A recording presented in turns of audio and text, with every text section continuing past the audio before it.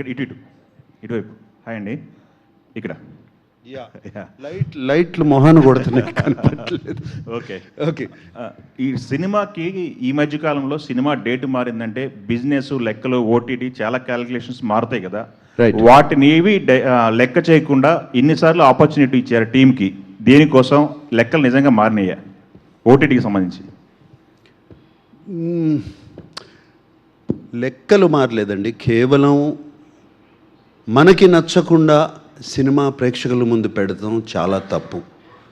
ఇది ఫస్ట్ మనకు నచ్చాలి, మేము తీసిన సినిమా మాకు నచ్చాలి.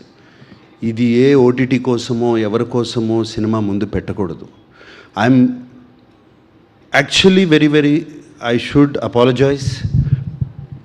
ఇప్పటి వరకు నేను డేట్ ఇస్తే తప్పలేదు ఏ సినిమా కానీ. 3 నెలల్లో సినిమా రిలీజ్ చేస్తానంటే చేస్తాను, 4 అంటే 4లో నేను అన్ని ప్లాన్ చేసుకుని చేస్తాను. ఇప్పటి వరకు తప్పలేదు నేను డేటు. బట్ టెక్నీషియన్స్ వచ్చి నన్ను రిక్వెస్ట్ చేశారు, చాలా బాగా వచ్చిందండి.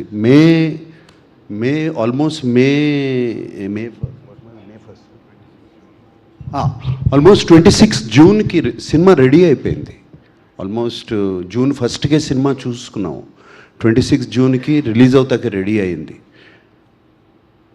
అరౌండ్ 15th జూన్కి Nagavamsi and Kishore and Annapurna post production, Naveen Nooli editor and వీళ్ళందరూ టెక్నీషియన్స్ అందరూ వచ్చి నా దగ్గర దీన్ని మాకు ఇంకొక 2 వీక్స్ టైం ఇస్తే దీన్ని ఇంకా బాగా we can make the product even better అని చెప్పినగానే నేను ఒప్పుకున్నాను నేను.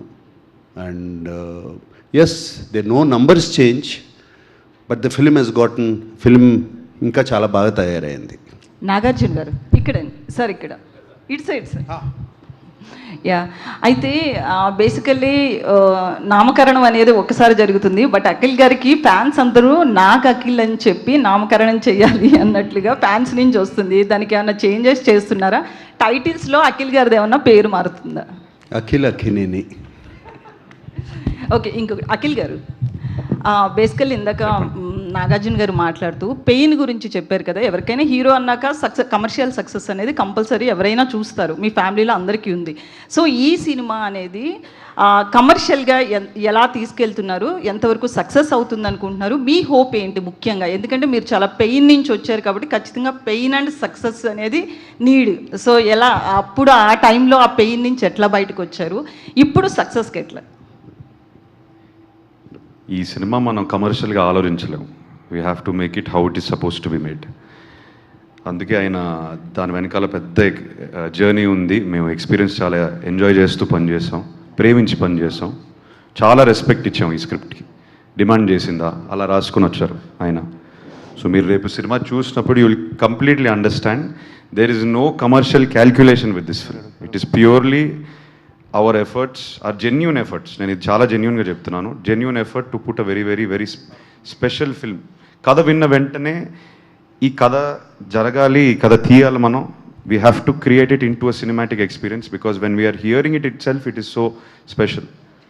That is the only thing I have to say about this. What it will bring me to 10th July మనం చూద్దాం.